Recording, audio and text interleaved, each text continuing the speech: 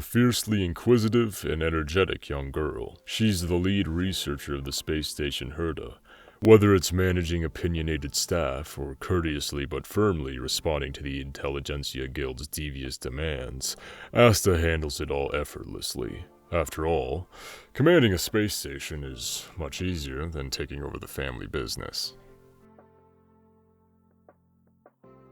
Back when she was still a child, but was already picking out her own telescopes, Asta would always hear the faint murmurings of elders praising her. She was quite proud of this, because she could discern the quality of a telescope's primary mirror and autoguider with a mere glance.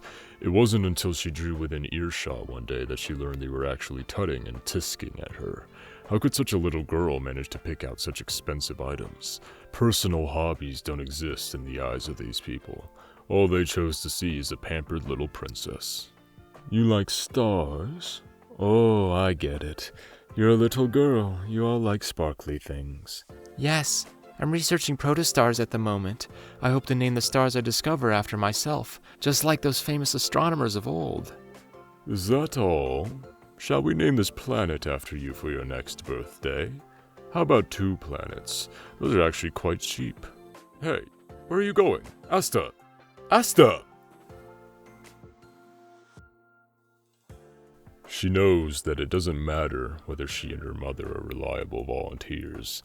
People just want to see them here, that's all. After apportioning the food, the people disperse one by one, leaving behind a little boy. His right hand is wounded, and his eyes are like that of a wolf as he stares at her in a way she doesn't like.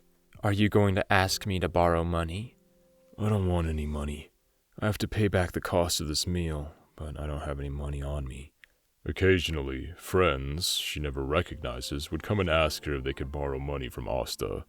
However, it's the first time she actually heard someone offer to pay her back. Her eyes widen in surprise. Listening in, her mother can't help but laugh. You're still a kid.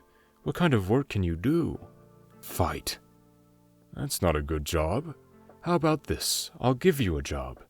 To this day, in Asta's heart, the bill for Arlen's meal was settled the moment he said that he'd pay her back. The stars follow their own orbits, but what about humans? Can we humans ever hope to control our own destiny? A wealthy family background grants Asta the power to explore the stars, but also became her personal shackles. A wealthy family background grants Asta the power to explore the stars, but also becomes her personal shackles. As she grows older, Asta's vow to become an astronomer was viewed as increasingly radical by her family. She begins to lose count of how many times she'd argued during family meetings about this very thing.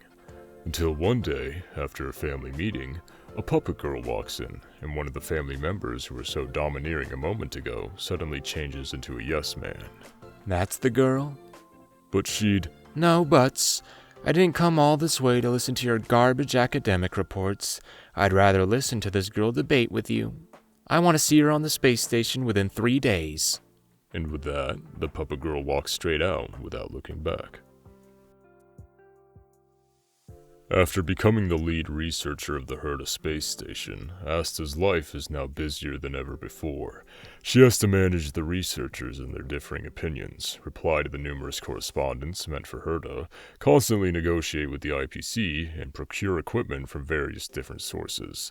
But at the same time, she's experiencing the greatest freedom she'd ever known. Deploy the Nyoll-Eman telescope in the second equipment bay. Set it to 100 times astronomical units and begin observation of the prestellar core in front of us. Pay close attention to particle density. If you discover any superdense structures, commence recording of the protostar fragmentation process at once.